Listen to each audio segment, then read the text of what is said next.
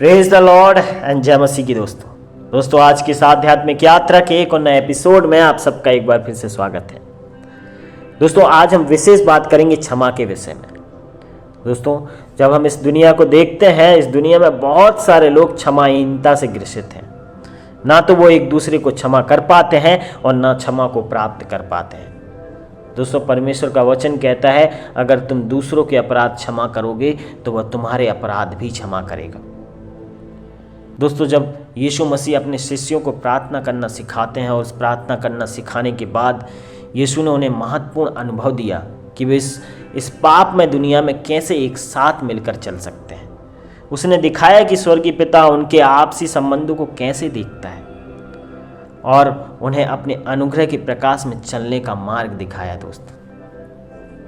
दोस्तों हमारा स्वर्गीय पिता न केवल हमें प्रतिदिन की रोटी देता है बल्कि दैनिक अनुशासन भी हमें सिखाता है। दोस्तों जब हम पढ़ते हैं परमेश्वर जब यीशु मसीह जब अपने चेलों को प्रार्थना करना सिखाते हैं तो वहाँ पे एक वाक्य आता है कि जैसे हमने औरों के अपराध क्षमा करे आप भी हमारे अपराध क्षमा करें। इस वाक्य से परमेश्वर हमें क्या सिखाना चाहते हैं? दोस्तों इस गिरी हुई दुनिया में, इस पाप में दुनिया में प्रतिदिन एकत्रित हुए कुकर्मों, दुखों और गलतियों के मध्य में से दृढ़ विश्वास के साथ औरों के पापों को क्षमा करके परमेश्वर की क्षमा को प्राप्त करना, ये वाक्य हमें सिखाता है दोस्तों। और हमें परमेश्वर के अनुग्रह को प्राप्त करने का एक कुंजी, एक चाबी, एक की हमें ये वाक्य हमें देता है दोस्तों हमारा पिता जीवन के इस क्षेत्र में भी हमें बहुत कुछ सिखाना चाहता है। दोस्तों यदि हम दूसरों के प्रति कठोर हो जाते हैं और क्षमा नहीं करते क्योंकि वे हमें अक्सर चोट पहुंचाते हैं, तो हमारा पिता हमें अपनी ताड़ना के अधीन में रखने में ही अच्छा समझता है। दोस्तों जब तक हम क्षमा करना ना सीखें वह अपनी दया से, अपनी करुणा से हमारे घमंड का सामना करता है और हमारे अपने स्वयं के दोषारोपण याद दिलाता रहता है। दोस्तों क्षमा में चलने का अर्थ है कि हम दूसरों के विरुद्ध किए जाने वाले पापों को स्वीकार करने के लिए तत्पर हो जाएं और जितना जल्दी हो सके हम उनकी क्षमा को प्राप्त करें। लेकिन इसका अर्थ यह भी है कि हम उन लोगों को भी क्षमा करने के लिए तैयार हैं जो हमारे विरुद्ध पाप करते हैं। ऐसी क्षमा तभी संभव होती है जब हम समझते हैं कि स्वर्गीय पिता ने पहले ही से यीशु मसीह में हमारे पाप क्षमा कर दिए हैं।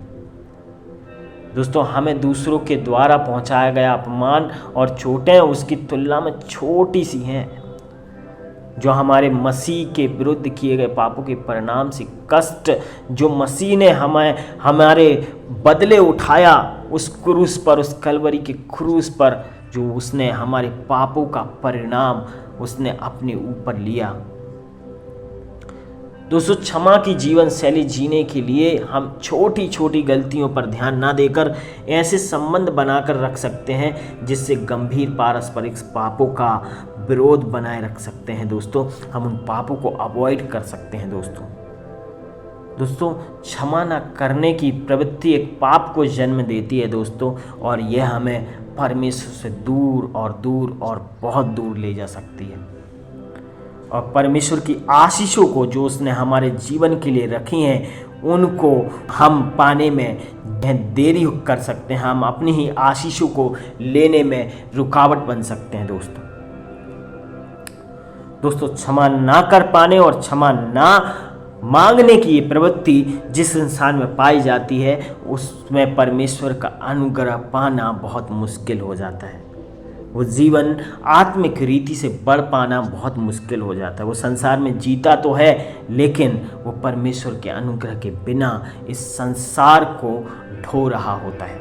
वो सारी मुश्किलों को फेस करते हुए, अनुभव करते हुए इस संसार में जी रहा होता है।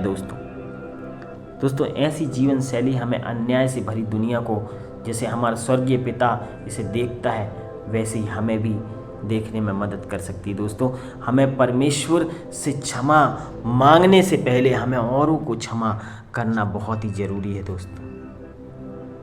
दोस्तों परमेश्वर का वचन कहता है, तुम दूसरों के अपराध क्षमा करोगे तो तुम्हारे अपराध भी क्षमा किए जाएंगे।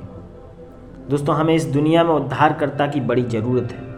तब हम अपने जीवन में सुसमाचार की सच्चाई को प्रतिरूपित करके दुनिया को मुक्ति दिलाने में उसकी बड़ी योजना में भाग ले सकते हैं। उसके महान आदेश में हम अपने आप को ला सकते हैं दोस्तों। उस महान आदेश की पूर्ति करने के लिए हम अपना योगदान दे सकते हैं दोस्तों, परमेश्वर आप सबको आशीष दे। मैं विश्वास करता हूँ परमेश्वर के इस वचन के द्वारा आप अपने जीवन में बहुत सारी बातों को समझे होंगे और परमेश्वर ने आपको याद भी दिलाया होगा कि आपको किसको क्षमा करना है और किसको क्षमा मांगना है। ये सारी बातों में परमेश्वर आप सबको आशीष दे। आप अभी उठें और एक डिसीजन लें कि मैं अपनी आशीषों में किसी प्रकार की रुकावट नहीं बनने दूंगा और मैं क्षमा करूंगा और क्षमा मांगूंगा। फिर परमेश्वर की क्षमा आप पर प्रकट होगी, उसका अनुग्रह आप पर प्रकट होगा और तमाम आशीषें आपके जीवन में उतरना शुरू हो जाएंगी। आपके लिए तमाम प्रकार के मार्ग खुल जाएंगे।